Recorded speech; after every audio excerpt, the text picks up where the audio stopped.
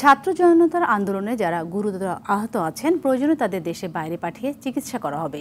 সচিবালয়ে এক ব্রিফিংয়ে একথা জানান স্বাস্থ্যসেবা বিভাগের অতিরিক্ত সচিব শাহ মোহাম্মদ হেলাল উদ্দিন। এর আগে আহতদের চিকিৎসা ব্যবস্থা নিয়ে স্বাস্থ্য উপদেষ্টা সহ মন্ত্রণালয়ের কর্মকর্তারা বৈঠক করেন সফররত চীনের মেডিকেল দলের সাথে। পরে ব্রিফিংয়ে অতিরিক্ত সচিব জানান, চীনা মেডিকেল টিম দেশে ফিরে গিয়ে সিনিয়রদের সাথে পরামর্শ করে যে সিদ্ধান্ত দেবেন তার ভিত্তিতে চিকিৎসা করবে সরকার। গুরুতর আহত যাদের কৃত্রিম অঙ্গ সংযোজন দরকার হবে সরকার সব ধরনের সহায়তা দেবে। ছাত্র জনতার আন্দোলনে এখন পর্যন্ত 708 জন নিহত ও 25,000-এর বেশি আহতের তথ্য মন্ত্রণালয় পেয়েছে বলেও জানান তিনি। আহত ছাত্র এবং জনতার জন্য আমাদের নিজস্ব যে চিকিৎসা ব্যবস্থা, আমাদের ট্রিটমেন্টগুলো যথাসময়ে আমরা শুরু করতে পেরেছি কিনা সেটা তারা দেখেছে এবং এ বিষয়ে তারা খুব সন্তুষ্ট।